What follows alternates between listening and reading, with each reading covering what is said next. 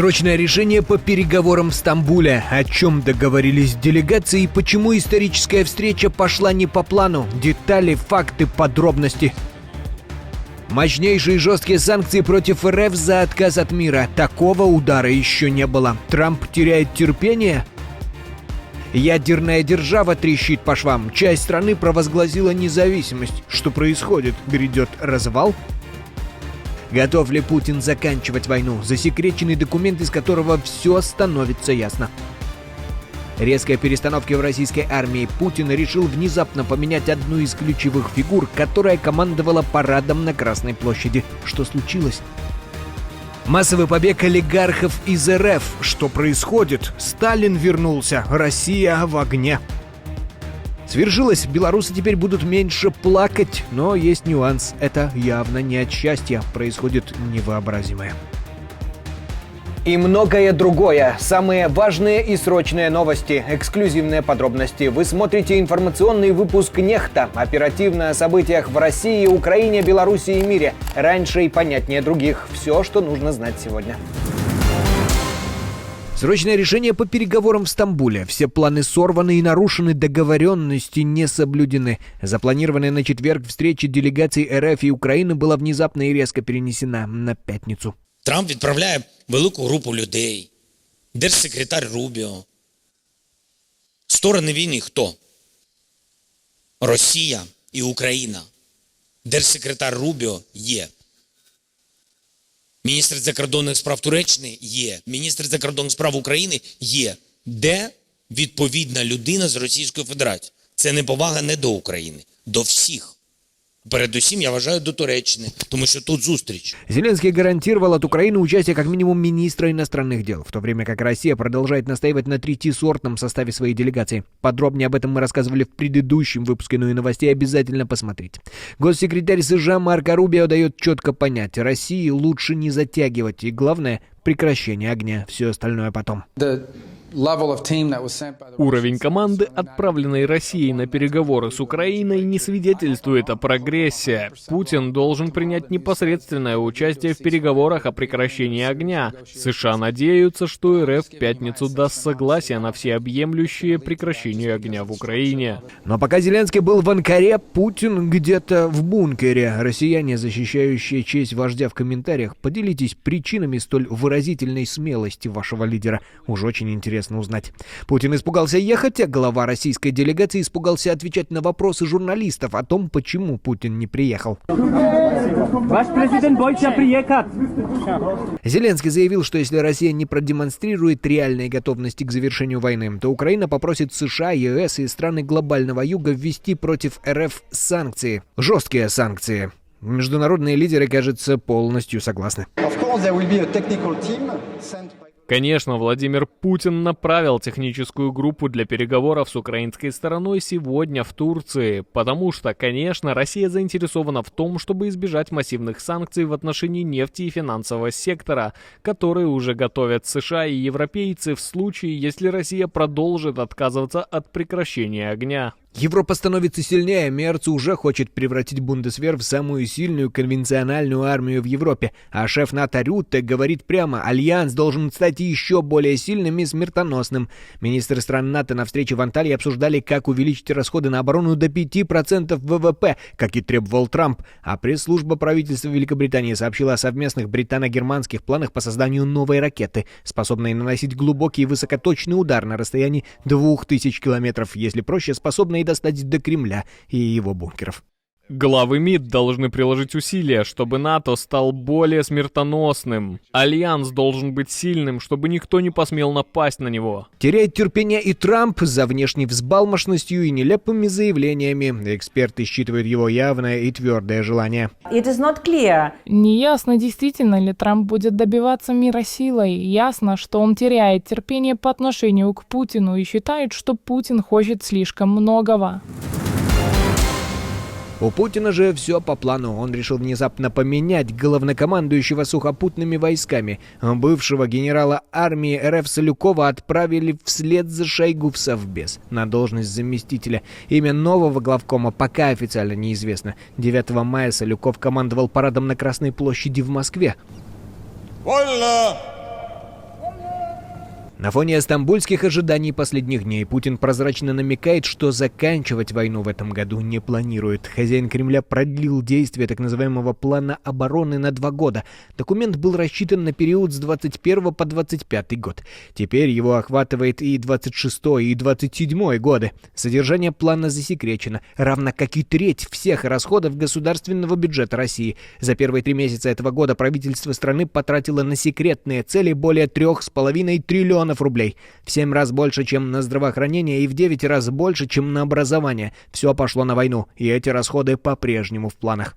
Совокупные военные расходы составили 40% бюджета, что эквивалентно 338 миллиардам рублей еженедельно, сопоставимо с годовыми бюджетами крупных регионов. Ядерная держава трещит по швам. Пока Россия давит на Беларусь и сжигает города в Украине, у их союзника по ШОС начинается свой развал. Белуджистан объявил независимость от Пакистана. Это не просто мятеж, это провозглашение нового государства. Белуджи обратились к Индии с просьбой о признании. Если Дели поддержит, регион может взлететь. Пакистан и Индия — ядерные державы, их конфликт длится десятилетиями. А теперь новый триггер. Контроль слабеет не только в России. Распад союзников может стать новым фактором риска и для Беларуси, и для всей Восточной Европы.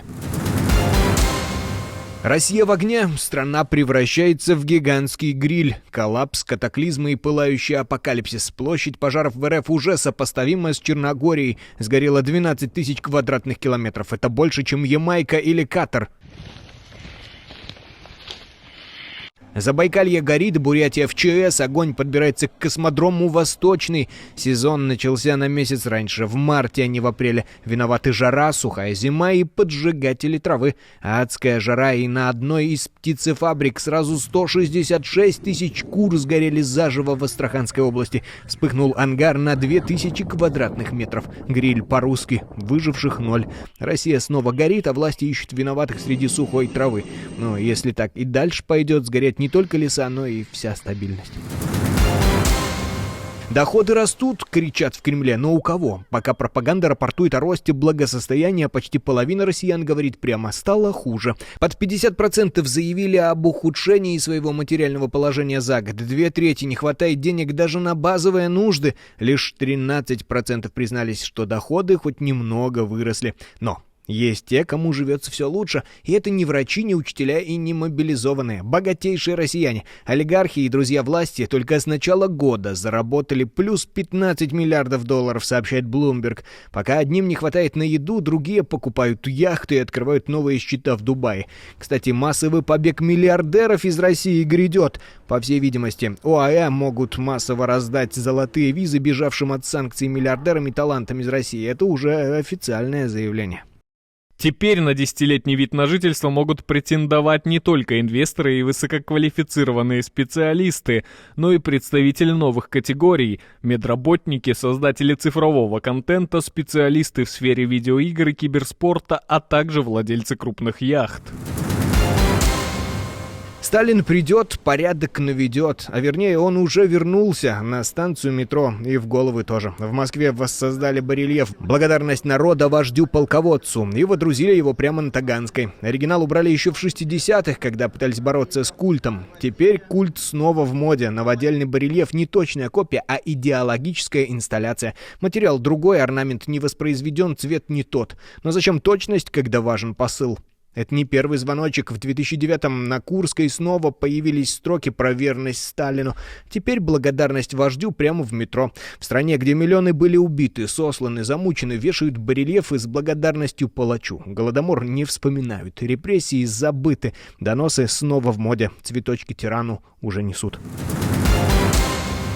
Россия 2025. В Кирове полицейские сломали ребра прохожему, перепутав его с подозреваемым. 2 оперов в гражданке подкараулили преступника у магазина. Увидели 39-летнего Евгения, решили он. Подошли, показали корочки, начали задержание. Мужчина испугался и побежал. Реакция силовиков моментальная. Повалили на землю и сбили до перелома ребер. Надели наручники. Евгений кричал, умолял вызвать полицию, но получал успокоительные удары.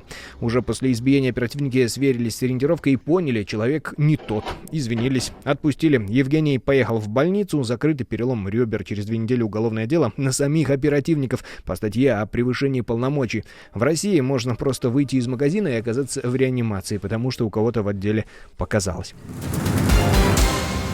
Белорусы будут меньше плакать, но не от счастья. Нет лука у Лукашенко. Шел 31-й год диктатуры в стране вслед за картошкой и капустой. Теперь начались конкретные проблемы и с луком. Только взялся за яйца, масло пропало. Автор этой легендарной цитаты имеет на постсоветском пространстве имидж крепкого хозяйственника. Вы хотите подешевле свое в магазинах?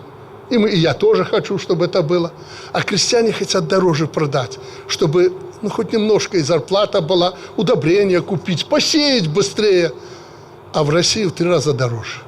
Вот они и начали продавать где дороже. Но на 31-й год своего руководства Лукашенко сумел довести Беларусь, которая в СССР производила картошки на душу населения гораздо больше других республик, до состояния, когда второй хлеб становится золотым. Белорусы уже не первый месяц жалуются на низкое качество и высокие цены продукта.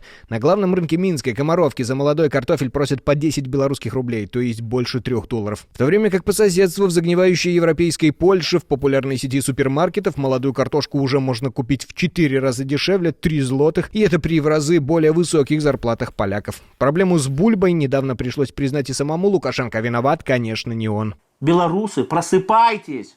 Хватит смотреть на ценники! Кольки коштує бульба! Картошку! И яких она размеров! 5 рублей, 7 рублей, да хоть по 20, блин, задолбали своей картошкой! Жрать и жрать, лишь бы и только ныть по этому поводу! Извините. Нормальная картошка. Я ходил вчера в ЦУМ, смотрел. Нормальная цена, нормальная картошка. Как и в истории про яйца и масло, не успел крепкий хозяйственник решить проблему картошки, как с прилавков в стране начал исчезать лук. Этот обычный продукт уже тяжело найти на прилавках, а источники ресурса.бай говорят, что его нет и на складах. Нет Лукашенко, нету слез, простите. Нет лука, нету слез. Ну и давайте хоть на минутку расслабимся в потоке всего этого новостного хаоса. В Бразилии очень смелый кот спас своего друга из пасти собаки. Он сам открыл дверь и бесстрашно бросился на обидчика. Сородич спасен, а все старания злой собаки коту под хвост. Побольше бы таких пушистых героев. Отдельное спасибо, что смотрите, досматриваете до конца, и спасибо за доверие. Жду ваших развернутых комментариев, лайков и репостов. Это важно для того, чтобы нас становилось больше. Прекрасного вам и продуктивного дня. На этом пока все. До новых встреч и хороших вам новостей.